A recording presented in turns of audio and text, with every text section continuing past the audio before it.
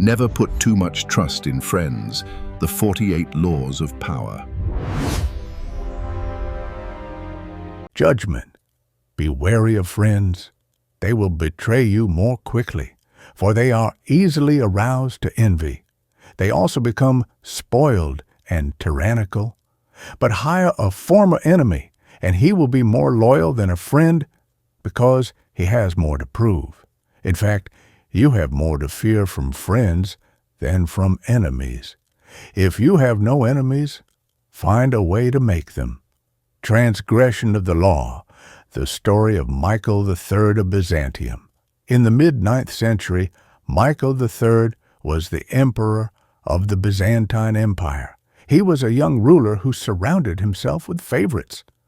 One day, he met a stable boy named Basilius, who had saved the emperor's life when a wild horse broke loose.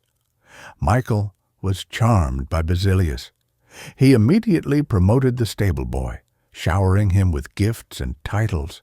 He transformed Basilius from a peasant into a sophisticated courtier, eventually naming him head of the army. Michael believed that because he had made Basilius, the man would be forever loyal and grateful.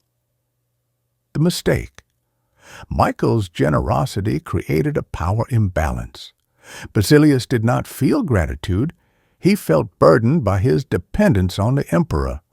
He wanted to prove he was great on his own merits, not just because of the emperor's charity. As Michael gave him more power, Basilius became greedy and resentful of the man who held the purse strings. The result: one night, after a night of heavy drinking, Michael passed out. Basilius, the man Michael had raised from the dust, entered the room with conspirators and stabbed the emperor to death. Basilius proclaimed himself emperor immediately after. Michael's mistake was trusting that a friend's gratitude would outweigh their ambition. Observance of the law. The story of Emperor Sung. In 959 A.D., Zhao Guangyin became Emperor Sung of China. At the time, China was fractured and military coups were common. The emperor knew that his friends in the army, the generals who had helped him rise to power, would eventually try to kill him to take the throne for themselves. The strategy. Instead of killing his generals, he invited them to a banquet. After much wine was drunk, he dismissed the guards and spoke to them frankly. He told them he could not sleep at night for fear of them. Terrified, the generals asked what they should do. The emperor offered them a deal. Give up your commands and retire to the countryside. In exchange, he would give them massive estates and riches to enjoy the rest of their lives in peace. Later, when Emperor Sung defeated rival kingdoms, he did not kill the enemy leaders. Instead, he gave them inconsistent ranks and honor in his own court.